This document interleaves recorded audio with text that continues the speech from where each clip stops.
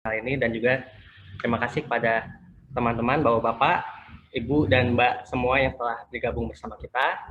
Ya, pada kesempatan kali ini kita masuk ke acara inti, yaitu pelatihan. Namun sebelumnya kita ada pengenalan dulu secara singkat saja dari peserta kita peserta UKM baru pada pagi ini. Ini ada dua sebenarnya yang jadi UKM baru kita, yaitu Pak dari UD Micron Engineering dan juga CV Trikarya Mandiri. Mungkin sebagai perwakilan dari yang baru, dari Pak Dian.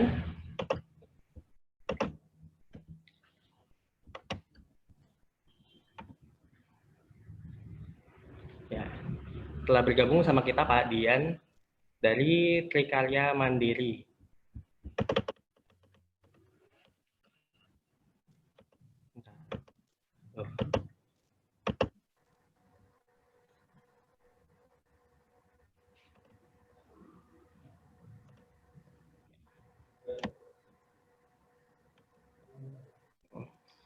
Ya, silakan Pak Dian, perkenalan singkat, mungkin bisa perkenalan dari nama, lalu bengkelnya, lalu dari produknya. Ini kan juga sebagai kita menyambut juga Pak Dian sebagai bergabung di komunitas, maksudnya komunitas UKM Machining di Solo. Nah, ini bisa juga harapannya Pak Dian untuk kita bersama ke depannya bagaimana. Silakan Pak Dian. Selamat pagi. Ya, pagi Pak Dian. Perkenalkan, salam kenal dari saya Dian Triratmoko dari CV Trikarya Mandiri. Saya mungkin hampir sama bidangnya dengan bapak-bapak sekalian di bidang permesinan dan perbengkelan. Harapannya bergabung di DBA ini sebagai penambah relasi bagi kami, dan kedepannya bisa menjadi lebih akrab. Salam kenal, sekian dari saya. Terima kasih. Terima kasih Pak Dian. Ini Pak Dian lokasinya di Sragen ya Pak? Ya. Nah, ini ada UKM member kita juga yang beberapa di Sragen. Ada yang di Gemolong dan juga ada di satu gimana? Dekat pintu tol Sragen, Pak Wage. Itu ada dua yang Sragen. Jadi ini menambah UKM baru yang sekitar Sragen. Makin lama makin banyak ya sepertinya. Selamat datang ya Pak. Terima kasih. Ya.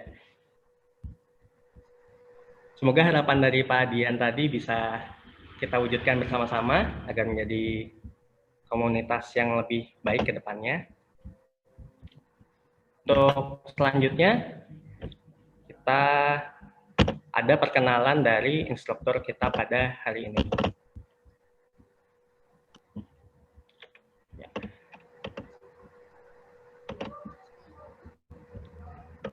Tampil. Ya, instruktur kita yang sudah bergabung bersama kita ada Pak Susilo Darmaji. Berikut perkenalan singkatnya. Tempat tanggal lahir Bandung 22 April 1960. Sekarang tinggalnya di Bekasi Timur. Pak Susilo, bisa sambil dinyalakan Pak soundnya. Lalu riwayat pendidikan S1 Teknik Mesin Universitas Gadjah Mada Yogyakarta. Lalu riwayat kerjaan PT Astra Motor, stamping plan dari 1990 sampai 2008 dan juga assembly plan 2009 sampai saat ini. Lalu untuk kompetensi ada ISO 9001, auditor ISO 14001 dan juga editor ISO 18001. Untuk pengalaman mengajar sudah banyak pastinya dari Pak Susilo Darmaji, termasuk juga instruktur terbaik di DBA ya Pak. Ya. Jadi kita sangat berbangga bisa kehadiran dari Pak Susilo Darmaji, lalu sekarang juga sebagai instruktur pelatihan dan pendampingan 5R Mitra YDBA dari 2015 sampai sekarang. Mungkin itu perkenalan dari Pak Susilo Darmaji. Sebelum masuk ke materi, ini ada yang jangan lupa untuk para peserta, nanti di akhir sesi pelatihan, kita ada pengisian evaluasi pelatihan secara online. Jadi nanti saat di akhir, setelah sesi tanya jawab, nanti akan dipandu oleh Mbak Ninda, kita akan ada evaluasi online di link berikut dengan format kolom pelatihan, kita samakan ya, kolom pelatihannya nanti penulisannya Solo, spasi nama pelatihan, berarti nama pelatihan sekarang pelatihan LK3, lalu spasi sesi ke-1, karena ini hari pertama. Lalu nanti di akhir acara juga jangan lupa melakukan daftar hadir dengan cara WA ya ke Mbak Ninda, admin LPB Solo, dengan formatnya hadir LK3 spasi nama lengkap spasi perusahaan. Ya nanti ini karena biasanya kan kalau pelatihan offline kita ketemu langsung isi di kertas. Nah ini karena kita online, kita daftar hadirnya juga secara online. Baik, mungkin itu saja dari saya. Langsung kita sambung ke instruktur kita hari ini, Pak Susilo Darmaji. Baik, terima kasih. Ya. Selamat pagi, Pak. Pagi. Sehat, Pak? Alhamdulillah. Alhamdulillah. Ya, Pak. Ini kita sudah ada 18 peserta yang sudah bergabung, Pak, untuk mengikuti pelatihan LK3. Bisa share. Mungkin untuk PPT-nya dari Pak Susilo ya, Pak? Oke, ya. Udah bisa masuk. Baik, terima kasih. Selamat pagi, assalamualaikum warahmatullahi wabarakatuh. Semuanya pada sehat? Alhamdulillah. Alhamdulillah, Pak Susilo. Suaranya lancar. Suaranya lancar. Lancar, Pak. Alhamdulillah. Kamu gambar itu. Sebentar, saya ini apa? Klik jenis yang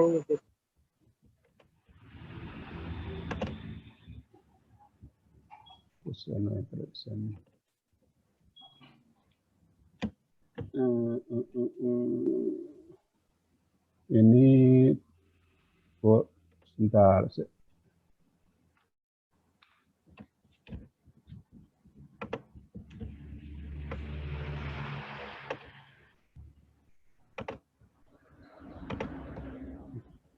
Ini tolong, ini kok saya mau perkenalan dulu dari saya, cuman nggak muncul ya. Sudah di itu, Pak, klik share screen. Oh ini nih, udah.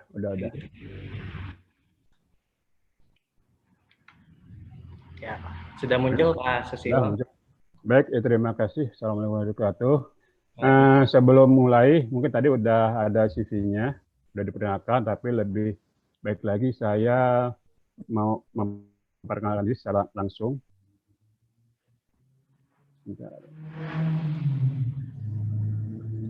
Ini dari belakang. Ini mohon maaf, ini tadi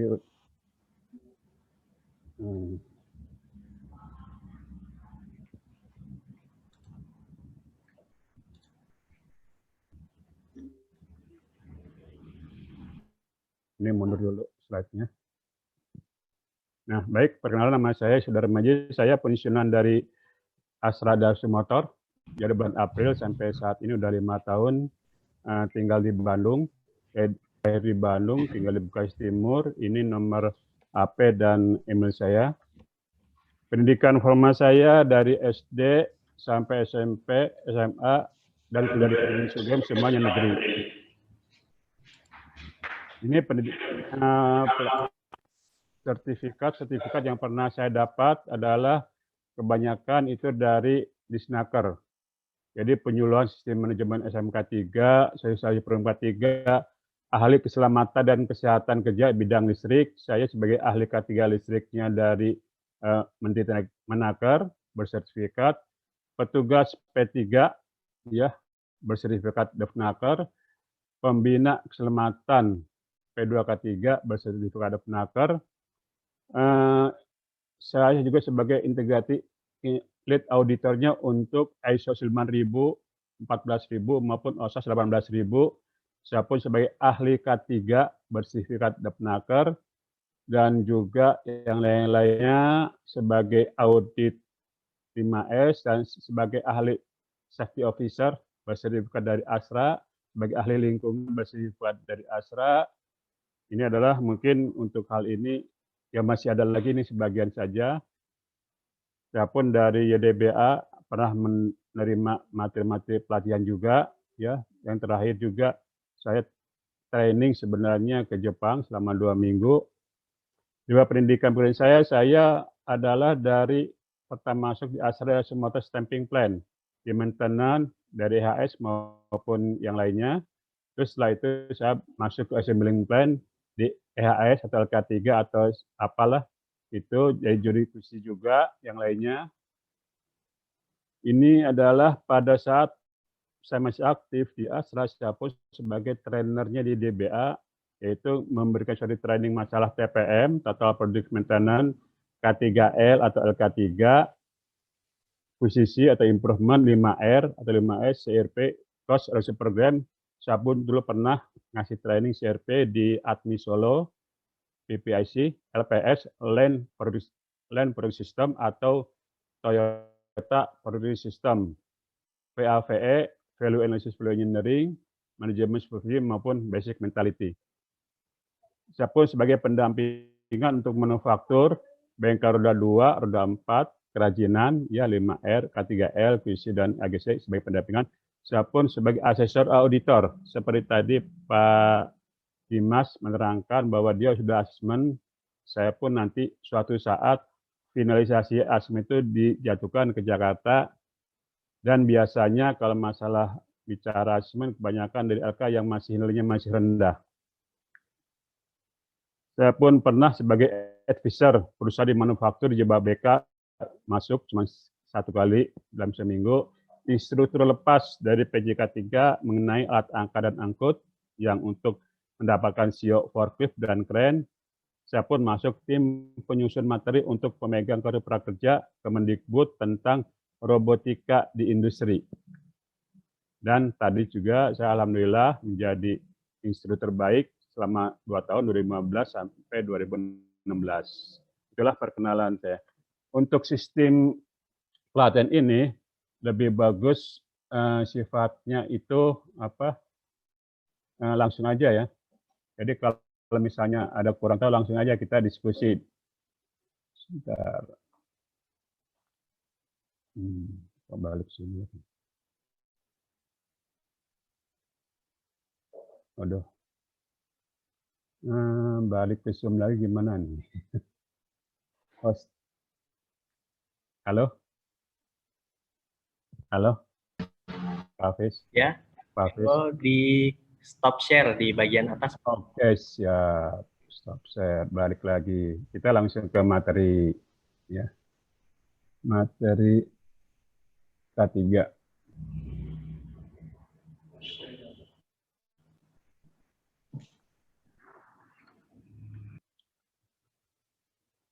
Ya Pak, sudah masuk. Sudah masuk. Slide 4 ya Pak ini. Ya, bentar. Ini apa? Dulu. Baik, terima kasih. Kita mulai. Jadi kalau kita bicara K3, itu kadangkala kita bicara yang namanya adalah cost center, bukan profit center. Sehingga pada umumnya UKM itu tidak begitu peduli kepada itu apa itu namanya safety maupun lingkungan. Karena di sini sifatnya adalah ya seperti tadi adalah kebanyakan bersifat adalah cost center bukan profit center. Nah, tetapi di dalam pelaksanaannya sendiri, kalau suatu UKM atau perusahaan tidak peduli terhadap hal-hal K3 maupun lingkungan, suatu saat bila terjadi sesuatu hal yang tidak kita inginkan, maka akan ada suatu hal-hal yang tidak diinginkan pula oleh kita. Ya, contohnya misalnya begini, Bapak mempunyai seperti mungkin besok adalah contohnya adalah punya bahan B3.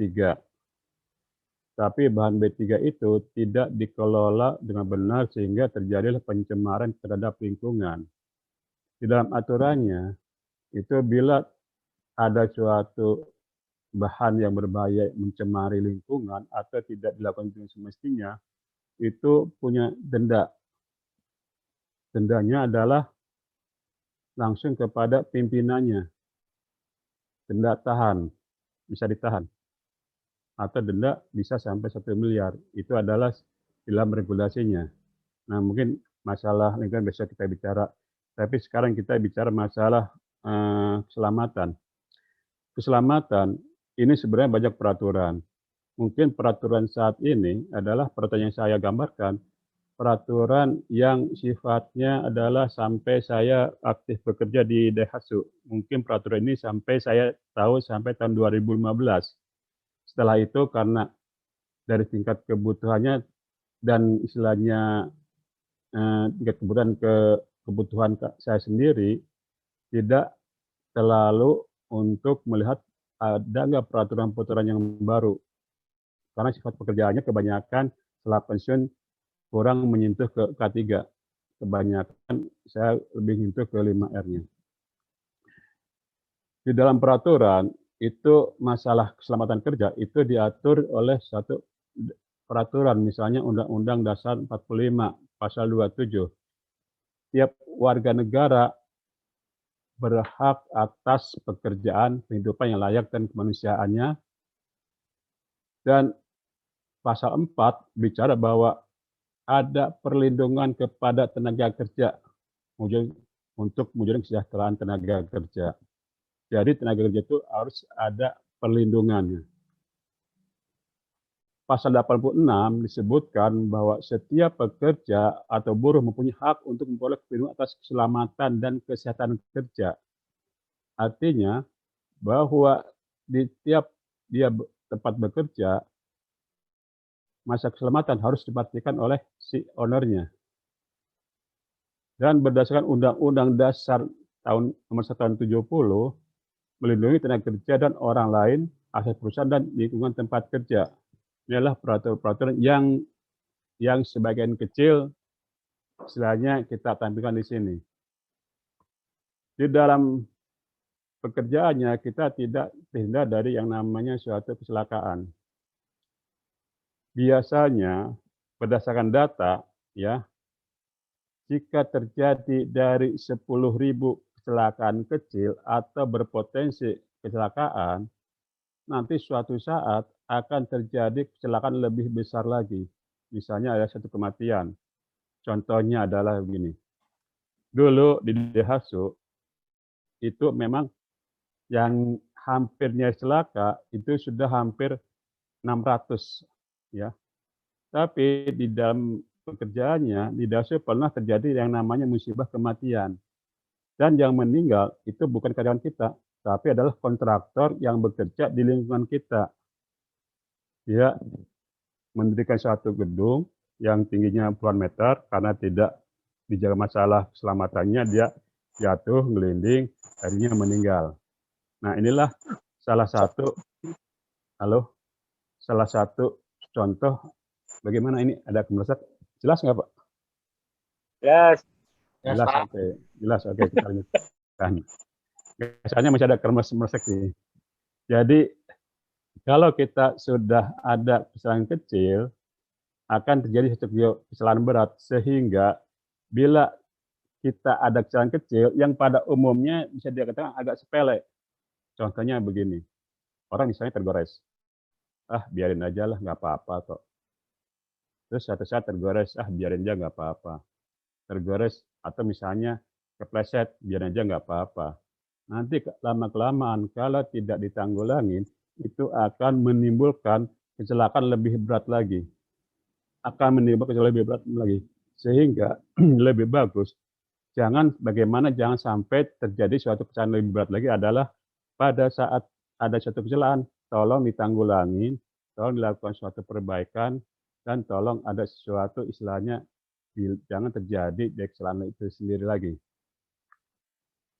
Nah, sebelum kita berlanjut lebih jauh, kita akan istilahnya ada istilah namanya aman.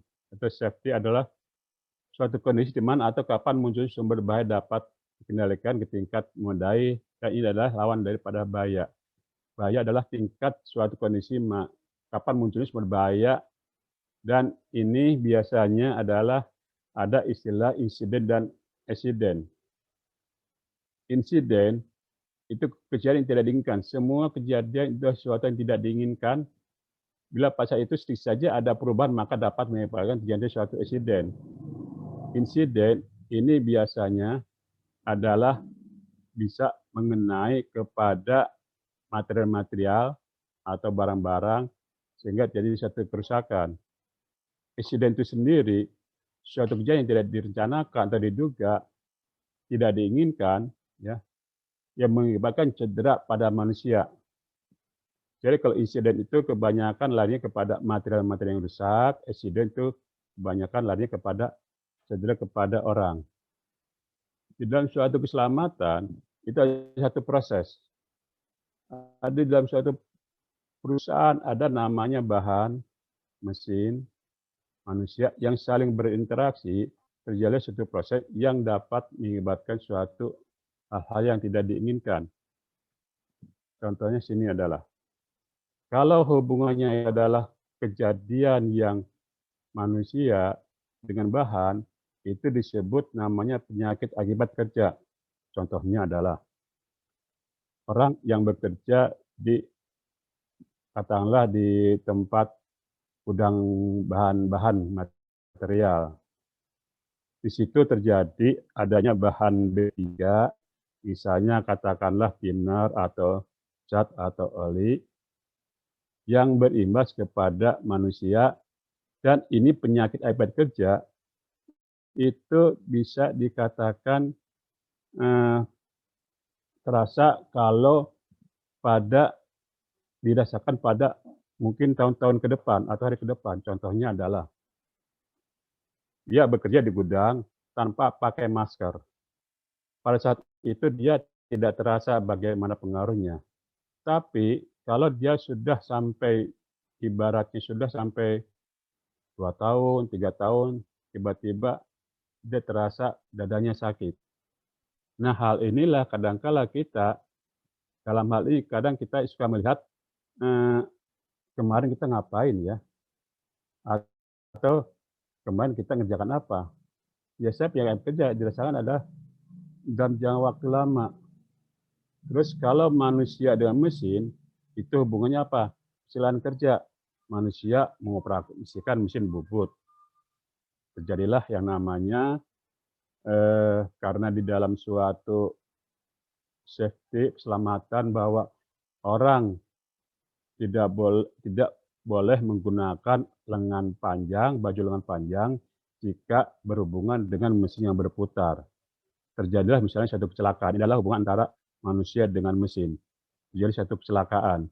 Hubungannya bahan dengan mesin, yaitu terjadi suatu pencemaran. Contohnya adalah mesin itu misalnya mesin ada suatu kebocoran. Kebocoran ini tentunya akan istilahnya jatuhlah ke lantai. Di sini terjadi yang namanya pencemaran yang mengakibatkan penipisan sumber daya alam. Nah, di sini adalah antara mesin dengan bahan. Pengertian hazard adalah sumber bahaya kondisi yang dapat menyebabkan timbul suatu kerusakan, kecelakaan. Jadi semua itu adalah punya hazard. Bahaya-bahaya itu bisa dari peralatan, bahan, proses, cara kerja, sifat pekerja maupun lingkungan. Seperti tadi, kalau hazard dari peralatan, misalnya contohnya dari katakanlah mesin. Mesin itu punya potensi bahaya. Tadi mesin bubut bisa potensi bahaya, dia bisa mencelakakan orang. Misalnya seperti tadi, operator menggunakan lengan panjang sehingga dia badannya tertarik, bahan itu adalah bisa merusak. Biasanya bantu kalau misalnya kita thinner aja lah. Kadang-kala kalau tidak pakai pelindung lengan, bagaimana rasanya maupun proses yang tidak mengikuti prosedur bisa jadi kecelakaan.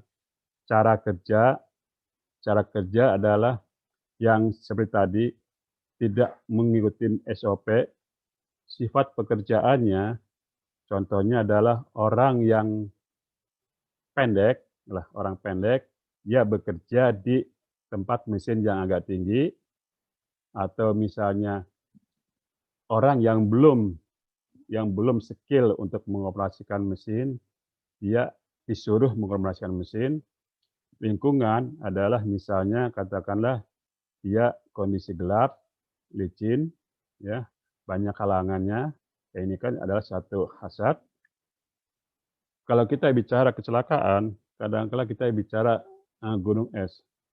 Contohnya, mungkin orang kecelakaan, katakanlah dia tergores.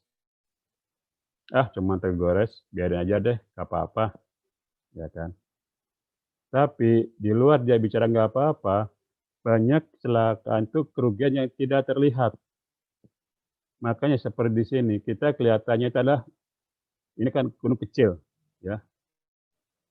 Gunung cuma kecil aja, tapi yang tidak kelihatannya adalah lebih besar lagi. Seperti gini, kalau dari suatu kecelakaan, paling kalau dia misalnya kecelakaan, paling biaya ke dokter katakanlah sekarang misalnya 100.000, ya. Di luar itu, ada biaya-biaya yang tidak langsung akan kita rasakan. Contohnya adalah seperti kerusakan gangguan. Dia sudah tidak bisa mengoperasikan mesin lagi, sehingga mesin berhenti.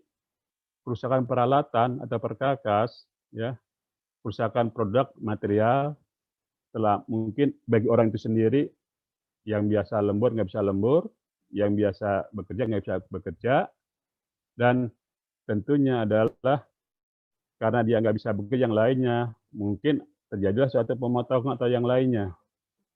Atau yang jelas adalah kepercayaan si atasan terhadap dia sendiri akan berkurang. Disinilah kerugian yang tidak kita rasakan. Makanya kadang-kala kalau misalnya ada kecelakaan, kalau orang masih bisa, nggak apa-apa, misalnya kecelakaan, tergores, untung tergores. Terus orang bicara masalah, misalnya jadi terpotong, nggak apa-apa, mungkin cuma jarinya yang terpotong. Jadi orang itu kadang-kala bicara, nggak apa-apa.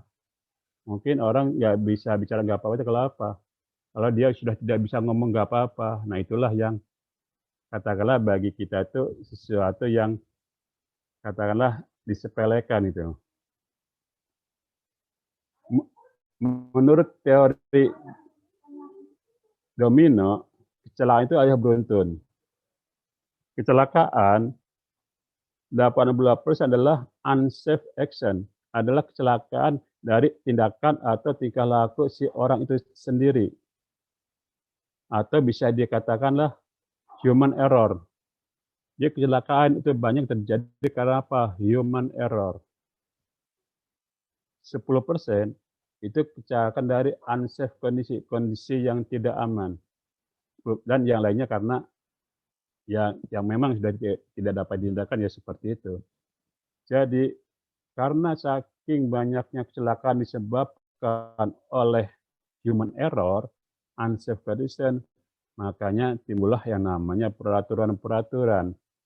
Apakah itu peraturan yang dari pemerintah, peraturan dari istilahnya bagi punya vendor, atau peraturan dari pemerintah daerah setempat. Makanya tujuan untuk apa? Adalah biar tidak terjadinya human error, karena peraturan untuk yang sedang peraturan terhadap karyawan itu sendiri. Terjadinya kecelakaan, ya, kerugian besar itu seperti tadi, teori domino akan selalu berurutan. Misalnya katakanlah di sini, ya, kerugian itu misalnya lemahnya kontrol.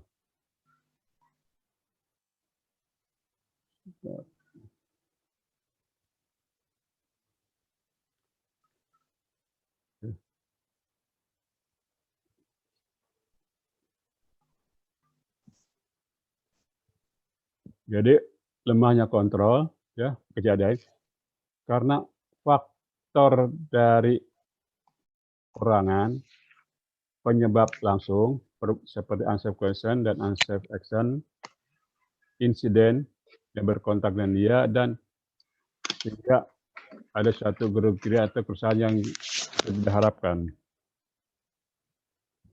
Kerugian itu bisa larinya terhadap manusia, peralatan, ya, material lingkungan,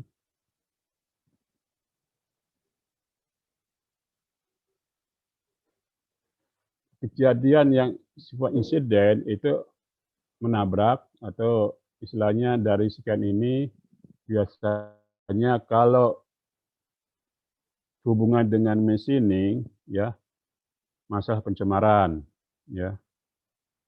Tempat Bapak biasanya adalah dari sekeliling mesin Bapak itu coba dicek ada ceceran dari dromus, oli atau yang lainnya ya.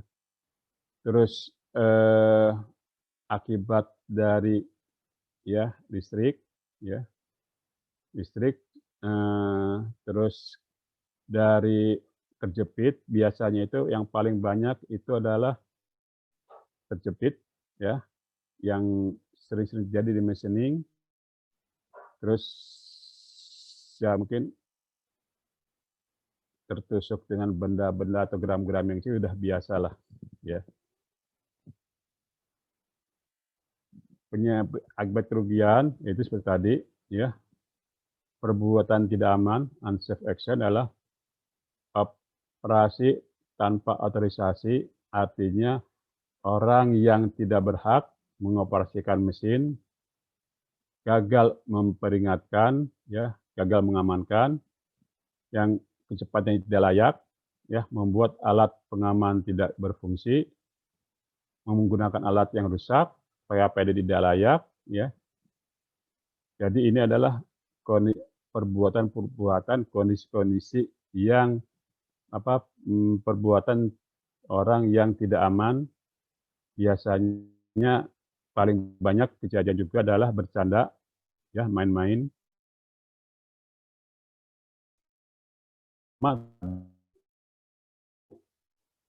Kebanyakan terjadi kecelakaan itu karena dia bercanda, ya karena sifatnya masih muda atau apa, dan ada temannya sehingga bercanda mengakibatkan suatu kecelakaan. Terus juga posisi yang tidak aman kalau dia mengoperasikan mesin ya, dengan istilahnya itu tidak pada tempatnya. Terus kondisi tidak aman yaitu misalnya penempatan peralatan yang tidak pada tempatnya. Terus dari karena tidak penempatan tidak pada tempatnya menjadikan ada suatu kebisingan atau yang bahaya kebakaran ya. Mungkin buat Bapak kalau nggak ngerti langsung tanya aja. Karena saya ini masih sifatnya agak grogi, dari 8 jam dibuat 2 jam ini. Ya. Jadi saya juga sambil lihat-lihat waktu ini. Ya. Ini juga penyebab dasar ya, seperti tadi, kemampuan fisik ya yang tidak cocok, terus kemampuan mental, stres. Jadi pernah terjadi suatu kecelakaan, itu orang baru lah dari daerah menganggap bahwa anaknya bekerja di Jakarta sehingga dia dikasih surat sama ibunya di kampung tolong untuk membiayai adiknya. Padahal dia sebagai karyawan baru, tapi karena sudah diserahkan untuk membiayai adiknya, dia menjadikan suatu stres. Nah, stres ini ya menjadikan dia tidak konsen untuk bekerja, terjadilah namanya suatu kecelakaan. Sering-sering terjadi dulu saya pernah menemui seperti hal seperti itu. Terus faktor kerja ya, pengasas kepemimpinan, engineering-nya, standar kerjanya yang setiap pekerjaan itu harus ada standar kerjanya. Seperti tadi di Pak Dimas sudah menerangkan ada pelatihan namanya SOP, Standard Operation Procedure. Bagaimana tadi itu untuk membuat suatu standar kerja. Standar kerja adalah setiap pekerjaan, setiap langkah, setiap gerak kita harus ada namanya SOP-nya. Terus rumahnya pengabdian itu program terus terang untuk level-level UKM itu pengontrolan terhadap safety maupun lingkungan memang rendah. Jadi kita ngikutin dari misalnya adalah pada waktu saya melakukan suatu asesmen. Nilai yang paling kecil itu biasanya berada di PHS atau LK3. Karena apa? Karena itu jarang-jarang orang yang tiap hari memperhatikan. Mungkin saja contohnya di UKM itu kadang-kala ada orang kerja yang pakai sandal jepit. Terus ada juga orang kerja yang pakai celana pendek. Itu terus terang, makanya itu adalah satu potensi terjadinya satu kecelakaan. Makanya, dan juga herannya adalah yang namanya safety lingkungan tidak masuk ke KPI-nya perusahaan. Sehingga pada waktu dia bekerja sehari-hari, loss control, tidak diperhatikan. Yang diperhatikan cuma apa ya? Produksi, bagaimana produksi meningkatkan, bagaimana istilahnya itu meningkatkan produksi, mengejar produksi, tanpa melihat kepada bagaimana si karyawan itu bekerja. Kecelakaan itu sering terjadi, misalnya katakanlah orang yang memang tiap hari lembur dan Sabtu Minggu pun lembur. Bila terjadi suatu kecelakaan, itu akan kita selidiki berapa jam dia bekerja. Mungkin kecelakaan karena apa? Lelahnya karyawan bekerja. Karena di dalam aturan itu adalah karyawan bekerja seminggu 40 jam. Lembur 3 kali tiap hari, ya, 3 kali dalam seminggu, dan lembur Sabtu plus Sabtu atau Minggu. Sehingga kalau misalnya karyawan lembur Sabtu dan Minggu, jadi satu kelelahan, akibatnya terjadi satu kecelakaan. Dan walaupun di dalam suatu perusahaan punya peraturan, kadang-kala kepatuhan terhadap peraturan itu sendiri yang masih kurang. Sosialisasi peraturan yang masih kurang. Nah, disinilah yang bisa menjadikan suatu kecelakaan, dan ini adalah tentunya tanggung jawab terhadap adalah pimpinannya. Oke, lanjut. Ini faktor-faktor kecelakaan seperti tadi. Faktor fisiologis, ya, seperti diibaratkan adalah orang bekerja tapi tidak memang fokusnya nggak terhadap pekerjaannya, punya masalah. Pernah terjadi karena kecelakaan, kalau terjadi karena apa? Seperti tadi, karyawan ditugasin sama ibunya untuk membiayai adiknya dengan stres, atau karena dia pada waktu karena DHS sedang sibuk-sibuknya produksi, itu sampai orang itu kadang-kadang lembur, ya, lembur. Saking banyaknya lembur sehingga katakanlah dia punya pacar, nggak pernah ketemu, terjadilah suatu percekcokan, jadikan dia tidak konsentrasi bekerja. Faktor kealpaan, orang bekerja mesin las tapi di dekat bensin. Nah, faktor-faktor ini ya untuk menanggulangi selain pada orang tua harus memberikan pengertian, di sini seperti lemahnya pengontrolan. Orang yang bekerja itu kadang-kala tidak bisa melihat kepada lingkungannya, tapi yang bisa mengawasi adalah pimpinannya atau leadernya di tempat area tersebut. Tergesa-gesa, alasan yang selalu dilimpahkan, dilontarkan bila terjadi kecelakaan. Faktor tergesa-gesa. Ya, kecelakaan karena apa? Pak, saya diburu produksi. Pak, saya diburu harus ngirim ini. Pak, saya diburu harus ini. Jadi karena ketergesa-gesaan ini, dia akan mengabaikan standar atau misalnya peringatan masalah keselamatan. Dan yang seperti tadi adalah bercanda. Bercanda biasanya kalau dulu dihasut kan kalau nerima karyawan itu banyak. Misalnya level SMK banyak, dalam satu sekolah pun banyak. Nah, karena dulu sering ketemu di sekolah dan sekarang ketemu di pabrik, akhirnya jadi candaan. Ya. Dan sebelum mengoperasikan mesin, tolong pengecekan dulu, ada cek awalnya. Langkah penanggulangan adalah pertama dengan ada peraturannya, ada standarisasi atau SOP, ada inspeksi, training, ya, terus penerapan KADK di tempat kerja. Nah, sekarang masuk ke manajemen risiko. Manajemen risiko, setiap kegiatan atau setiap safety lingkungan harus ada identifikasi dulu. Semua kejadian di dalam satu usaha Bapak harus diidentifikasi dulu. Di dalam asesmen selalu ditanyakan, punya nggak identifikasi? Selalu diidentifikasi. Punya nggak identifikasi B3? Punya nggak identifikasi APD? Makanya kalau sudah Bapak punya identifikasi masalah K3 maupun masalah keseluruhan, itu nanti selanjutnya akan kelihatan apa sih yang perlu kita laksanakan. Identifikasi adalah untuk tentunya adalah mengidentifikasi kepada kondisi-kondisi yang ada. Itu misalnya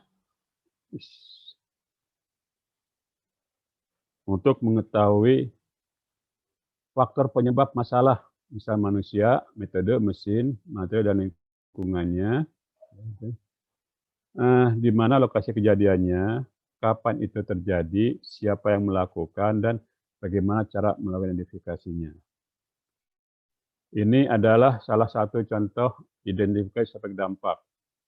Misalnya begini, di repair dice, ya pakai repair dice, itu ada peralatannya, misalnya mesin dice spotting, ya gerinda, cutting wheel atau potong, ya.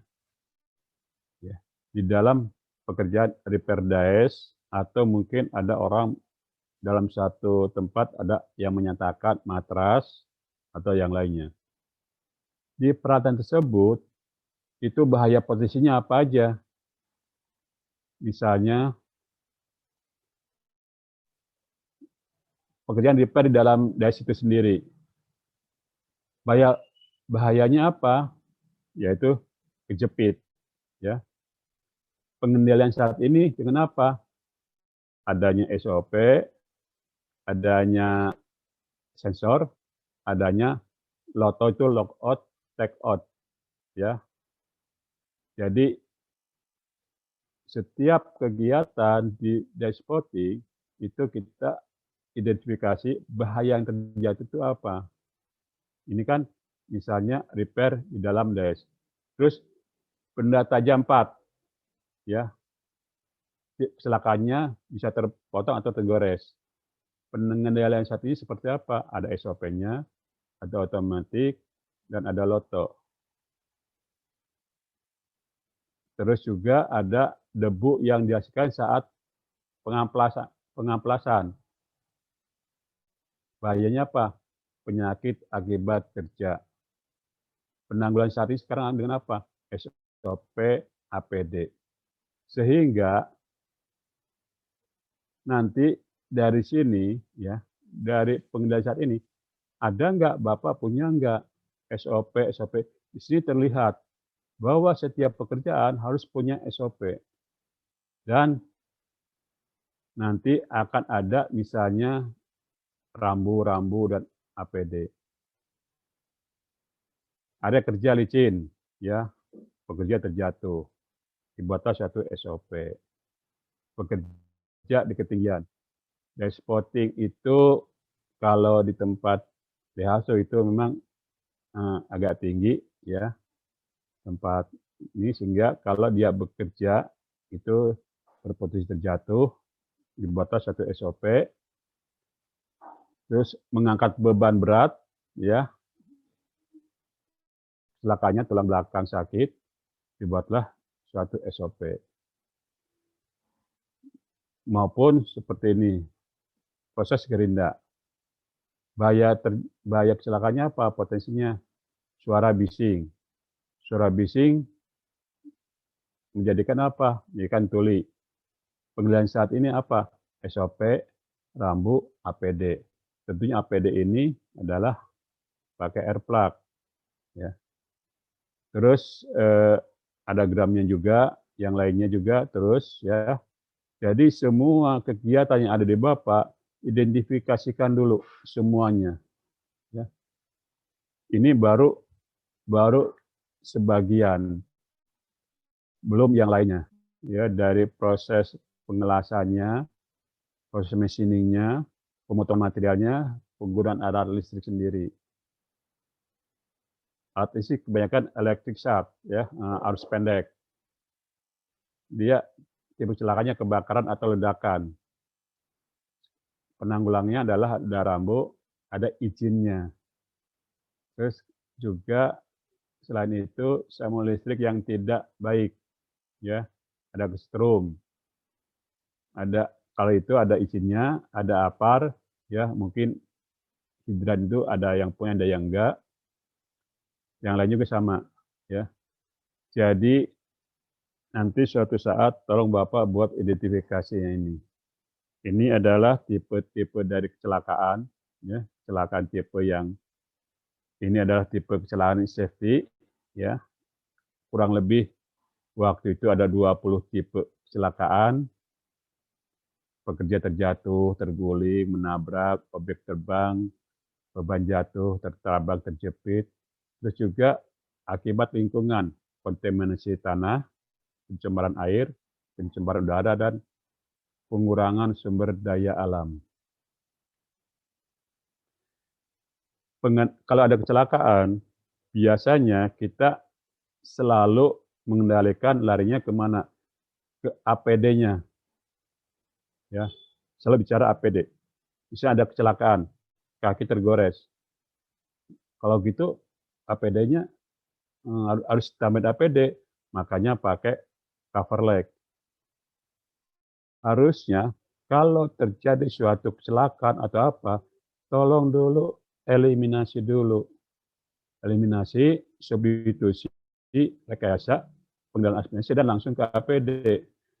Kalau setiap kecelakaan larinya ke APD, orang itu nanti suatu saat akan badannya itu penuh dengan APD, peralatan, sehingga akan katakanlah mengganggu di dalam ya satu bekerja. Sehingga jika terjadi suatu kecelakaan, tolong tahap awal dieliminasi, menghilangkan sumber bahayanya. Setiap masalah, setiap bahaya, tolong lari ke sumber bahaya. Sehingga kalau sumber bahaya bisa kita tanggulangi, tidak akan terjadi hal-hal yang sama. Kalau misalnya tidak bisa menghilangkan sumber bahayanya, bisa nggak disubstitusi, mengganti dengan sumber daya yang lebih aman. Contohnya ini eliminasi, misalnya begini, mesin suaranya bising di atas 85 desibel. Di dalam peraturan, kalau 85 desibel, si karyawan itu tiap jam dari pagi sampai sore harus pakai air plug. Mungkin orang itu nggak nyaman pakai air plug. Nah, bagaimana untuk tidak menggunakan air plug? Yaitu eliminasi. Bisa nggak dihilangkan sumber bisingnya itu sendiri. Ya. Kalau misalnya nggak bisa hilangkan sumber bisingnya, bisa nggak diganti, ya, diganti sesuatu yang menjadikan dia nggak bising lagi. Kalau misalnya nggak bisa nggak dimodifikasi, ya, modifikasi sumber bisingnya.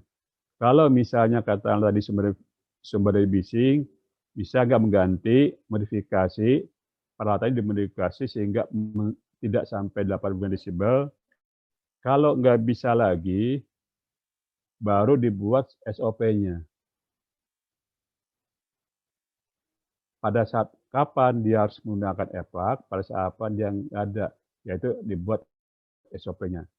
Kalau misalnya ini tidak ditaatin, makanya mau gak mau orang sudah pakai APD. Jadi APD adalah misalnya solusi yang terakhir. Dan biasanya dalam suatu sehari-hari pekerjaan, biasanya solusi yang terakhir ini yang pertama-tama yang diperhatikan. Jadi pada kejadian, APD-nya harus pasang. Kalau misalnya tergores, dia harus pakai sarung tangan. Kalau misalnya dia matanya kelilipan ini gram, harus pakai kacamata. Nah, hal-hal demikian itu kalau misalnya sering terjadi kepada karyawan, itu akan memberatkan karyawan itu sendiri. Ya. Nah, di sini kita bicara ciri-ciri abnormality.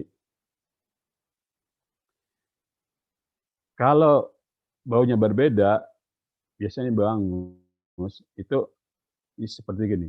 Bapak atau karyawan itu sering bekerja di tempat yang sama. Suatu saat dia merasa kok baunya nggak enak nih, berarti ada suatu abnormality. Atau mesin itu yang biasanya bisa memproses dalam waktu sekian menit, tapi kok sekarang bisa bermenit-menit, itu adalah tandanya satu abnormality.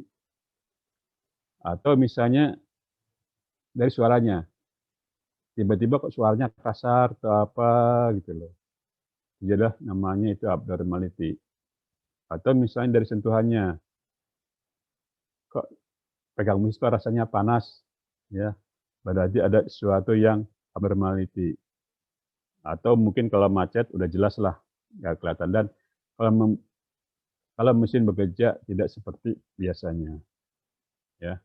Baik, mungkin sampai sini ada pertanyaan dulu.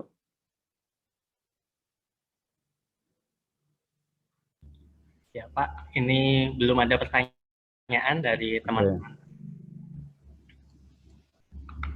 Kalau nggak apa ya udah. Kalau saya aja Pak yang nanya, ini saya ada pertanyaan sih Pak. Kenapa misal itu tadi kebanyakan standarnya kan perusahaan besar nih Pak. Kenapa teman-teman di UKM ini perlu menerapkan K3 ini Pak? UKM itu pertama adalah kalau memang ini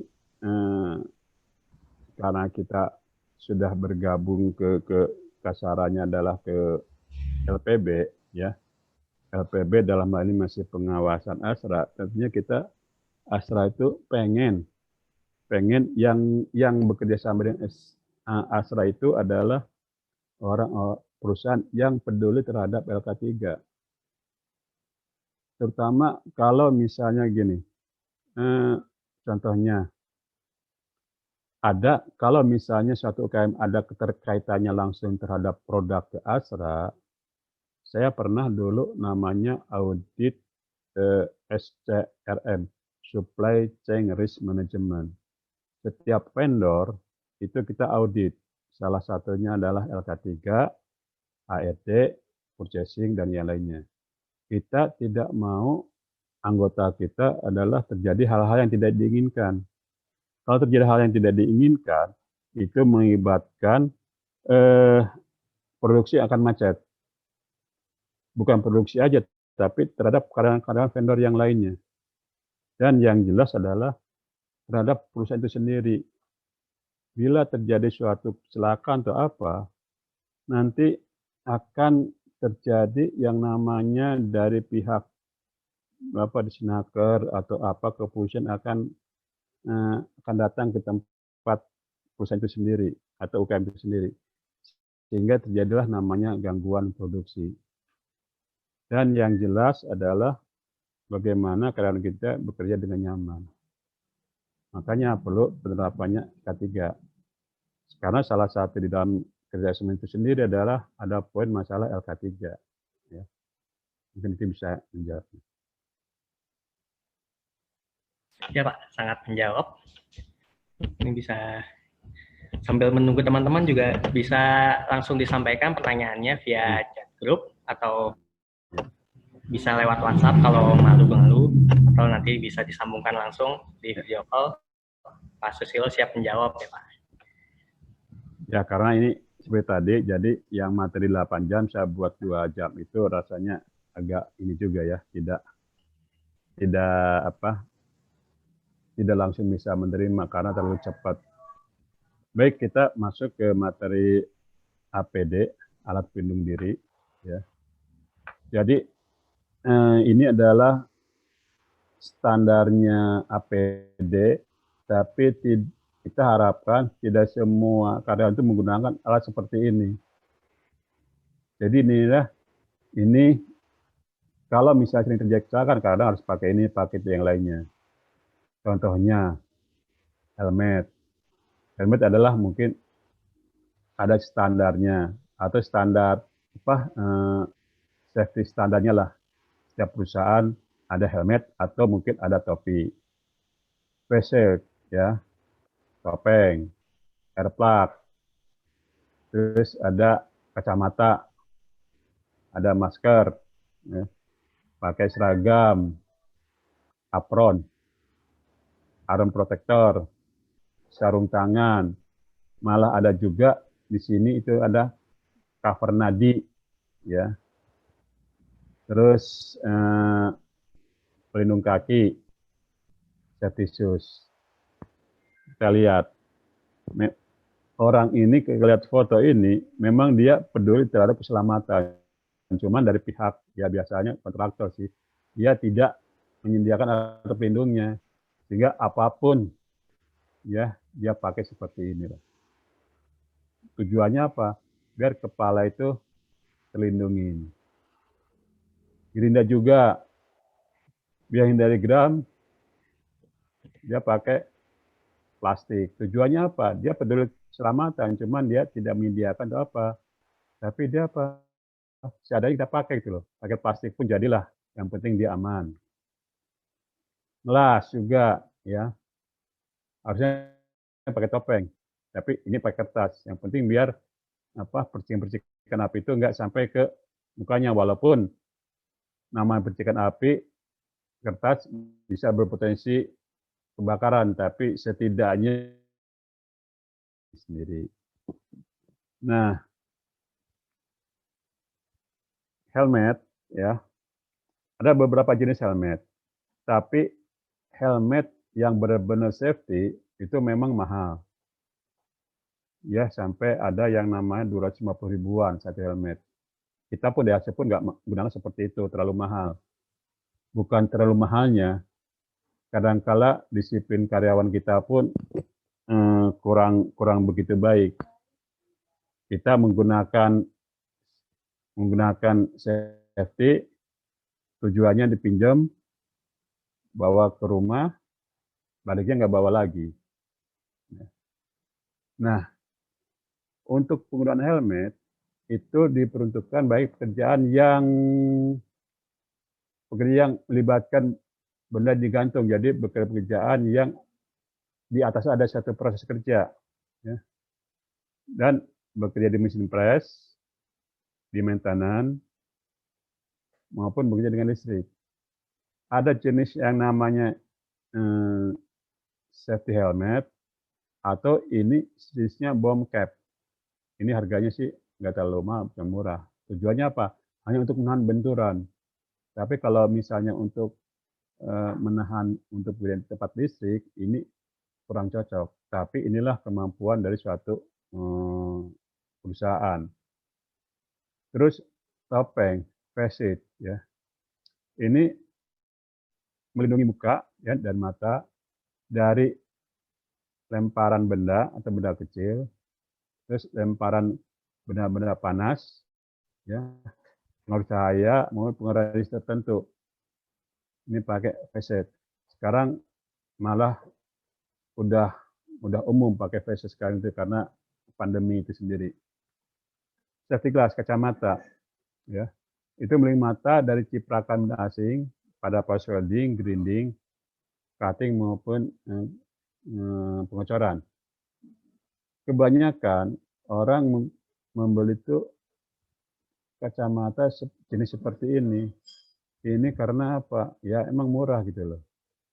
Tapi yang lebih bagus yang seperti karena ini anti fog, jadi nggak berembun.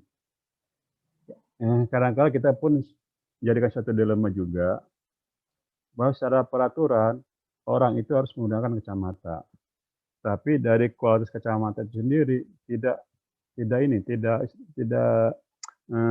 ngikutin. Kadang-kadang karena kerjanya di tempat yang panas terjadilah namanya fog, embun. Kacamata saya pakai kacamata, ya. Tapi kadang-kala orang pakai kacamata, tapi kadang diturun ke bawah. Karena peraturannya itu adalah supaya kacamata, tapi karena embun, nggak bisa melihat ke bawah kan. Yang penting pakai. Tapi standarnya adalah memang dia kacamata, tapi harus dipakai secara benar. Dulu pun kita pun pernah mengajukan yang anti fog, karena karyawan kita itu banyak sampai ribuan assembling plan, sehingga ya terus terang manajemen tidak setuju, dikhawatirkan dipakai untuk pinjam keluar, pakai motor-motoran, akhirnya nggak balik lagi. Dikhawatirkan seperti itu. Terus air plug, ya, pelindung telinga. Orang harus pakai air plug kalau dia di area yang berbising dengan tingkat kebisingan 85 desibel. Tapi karena alasan tertentu, kebanyakan orang nggak pakai air plug, dia menggunakan kapas. Kapas itu tidak direkomendasikan sebagai alat pelindung telinga, karena dia tidak bisa memfilter berapa desibel yang bisa dia kurangi. Kalau pakai air plug, dia bisa mengurangi 25 desibel. Ya. Kalau pakai air plug. Seperti ini. Ya. Ini air plug, 25 desibel. Ya. Nah, ini pun jenis-jenis air plug itu macam-macam. Ada yang kasar, ada yang empuk. Pernah suatu saat saya pergi ke satu UKM, Pak, kalau pakai air plug rasanya sakit. Saya coba lihat jenis air plug-nya. Oh, ternyata dia kaku. Coba pakai yang agak lunak air plug-nya. Terus kalau muffler seperti ini, memang ini ini memang bisa menurunkan 40 desibel, tapi tidak direkomendasikan untuk menggunakan terus-menerus, berpotensi terhadap kenyamanan telinga. Biasanya ini dilakukan misalnya untuk pekerjaan yang sesaat. Contohnya adalah misalnya untuk mengecek genset. Ya. Cek genset itu kan nggak tiap hari di dalam genset, cek genset. Atau kita lihatlah kalau pada waktu kita ke bandara, orang-orang yang di lapangan untuk ngatur pesawat, dia pakai air plug. Karena dia ngatur kedatangan pesawat, hanya sesaat. Nah, kalau pakai air plug ini bisa menurunkan 40 desibel. Masker, ya. Masker adalah untuk melindungi dari pernapasan, memberikan perlindungan terhadap sumber-sumber bahaya seperti pencemaran partikel, debu, ya, gas, udara yang berdebu, ya, yang bekerja di tempat berdebu. Masker ini tipenya itu yang paling murah itu seperti kebanyakan kalau di pabrik itu tipe seperti bahan dari seperti popok gitu loh. Tapi itu memang kalau secara aturan itu tidak rekomendasikan seperti itu. Yang direkomendasikan sebenarnya adalah respirator seperti ini. Karena yang bisa kita ganti adalah yang depannya aja sebagai pre-filternya. Tapi harga ini ya cukup mahal, sehingga dan selain cukup mahal juga dikhawatirkan karena sering pergantiannya, maka mau nggak mau kadang-kala harus seperti ini. Nah sekarang kan kalau masker itu sekarang sih umum ya, tapi dalam artian ya karena